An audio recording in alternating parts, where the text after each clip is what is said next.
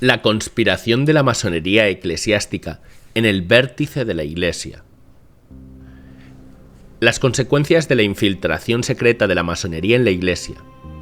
La Oficina para la Doctrina de la Fe del Vaticano ha reafirmado recientemente que los afiliados a las logias masónicas están en pecado grave y no pueden recibir la comunión. No hay nada extraordinario en esto, porque es la enseñanza de la Iglesia desde la fundación de la masonería en 1717. Pero a pesar de la condena continua, la infiltración de la masonería ha sido fuerte en la Iglesia, al punto que hasta la propia Virgen María ha hablado de una masonería eclesiástica y que la desacralización de todas las actividades de la Iglesia ha sido su fruto notorio.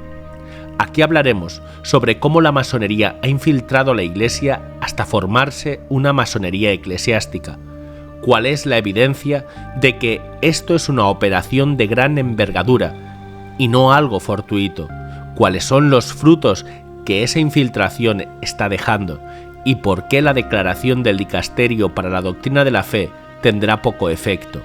Obtenemos este artículo de forosdelavirgen.org. El 13 de noviembre de 2023, el prefecto para la Doctrina de la Fe, Cardenal Tucho Fernández, reiteró la enseñanza de la Iglesia sobre la incompatibilidad entre ser católico y formar parte de cualquier logia masónica, debido a una dubia que se le hizo desde Filipinas.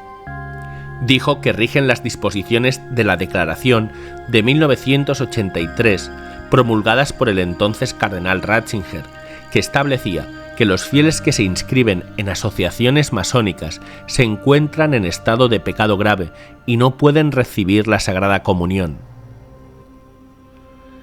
Ratzinger emitió esa declaración porque las logias masónicas no estaban específicamente nombradas en el Código de Derecho Canónico de 1983, entre las sociedades a las que los católicos tenían prohibido unirse, como en el Código de 1917. En el Código de 1917 se describía explícitamente a la masonería como una organización que conspiraba contra la Iglesia y las autoridades civiles legítimas. ¿Y esta condena actual qué efectos tendrá en la Iglesia? Muy poca, porque hay 200 documentos papales condenando a la masonería desde los inicios de la masonería moderna en 1717.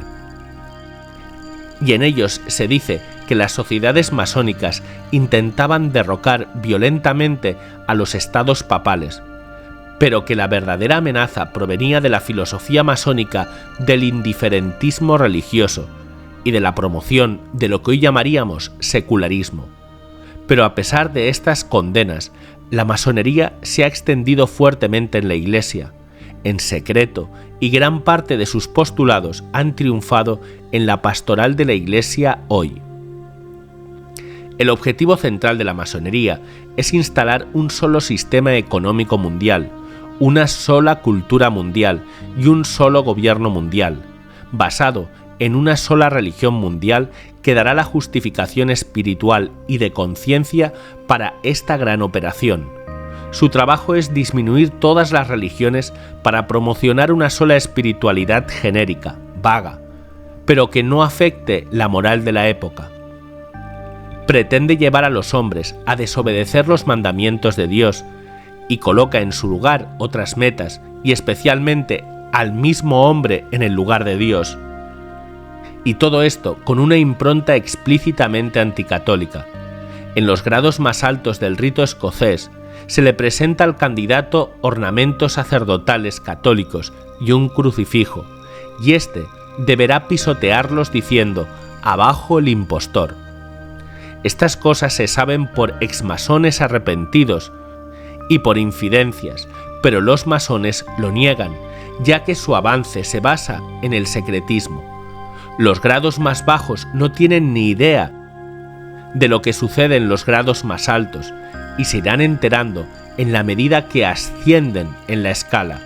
La masonería está muy infiltrada en la Iglesia Católica, en lo que se ha dado en llamar la masonería eclesiástica, que tiene como misión construir un falso Cristo y una falsa Iglesia. ¿Y cómo sabemos esto? En 1859 salió a luz la Instrucción Permanente Alta Bendita de una logia masónica italiana que llamó a un esfuerzo para infiltrar a la Iglesia Católica desde adentro. En 1961 se publicaron 3 cartas del presidente de la Comisión Pontificia para el Patrimonio Cultural de la Iglesia, Monseñor Francesco Marchisano, el gran maestre del Gran Oriente de Italia, donde le proponía un plan para tomar los seminarios sacerdotales en las regiones de Piamonte y Lombardía.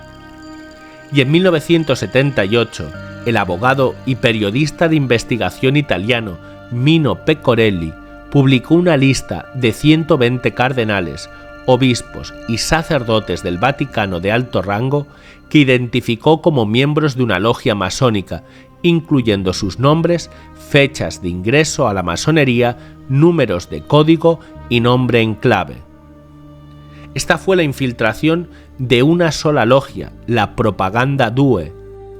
Juan Pablo I, recién nombrado, iba a tomar cartas en el asunto, pero tuvo una muerte misteriosa. Y menos de un año después, fue asesinado Mino Pecorelli. En la década de 1950, el padre Pío llamó a su celda a San Giovanni Rotondo al padre Luigi Villa y le propuso dedicar su vida a defender la Iglesia contra la penetración masónica en su estructura. La misión fue aprobada por Pío XII, quien le dio un mandato papal, y le dio 3 cardenales para trabajar junto a él en el tema: el cardenal Ottaviani, el cardenal Parente y el cardenal Palazzini. Pero luego de la muerte del Papa Pío XII, comenzó el camino de la cruz del padre Villa, porque fue objeto de una política deliberada de ignorarlo y atacarlo, y recibió 7 atentados contra su vida. Y en 1963 el padre Villa tuvo una segunda reunión con el padre Pío, quien le dijo: «Ánimo, coraje, porque la Iglesia ya está invadida por la francmasonería. La masonería ya ha alcanzado las zapatillas del Papa».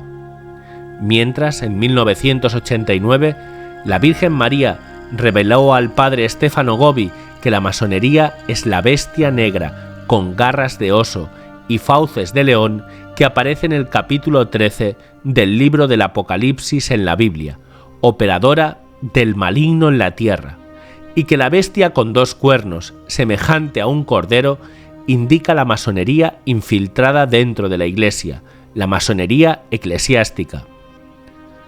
Y le agregó: la masonería eclesiástica se ha difundido sobre todo entre los miembros de la jerarquía. Esta infiltración masónica dentro de la Iglesia ya os ha sido predicha por mí en Fátima, cuando os anuncié que Satanás se introduciría hasta el vértice de la Iglesia, y concluyó que el fin de la masonería eclesiástica es destruir a Cristo y a su Iglesia, construyendo un falso Cristo y una falsa Iglesia. Y lo cierto es que la masonería eclesiástica ya ha logrado cambiar muchas cosas en la Iglesia. Se fueron quitando las imágenes devocionales de santos y ángeles en las iglesias, alegando que distraen de la adoración de Cristo. Se movió el sagrario para el costado del altar. Se atacó la liturgia latina de la misa. Se disuadió a los fieles de recibir la comunión de rodillas. Y es distribuida por mujeres y por laicos y en la mano. A las mujeres a no cubrirse la cabeza con el velo en la iglesia. Se eliminó la música sacra en las misas. Se difundió la idea de que el demonio no existe y que las apariciones marianas no son verdaderas, entre muchas cosas más. Todo esto que relatamos está sucediendo por obra de la masonería actuando en las sombras, mientras se dice que hay que combatir a la masonería y que tal cosa como la masonería eclesiástica no existe.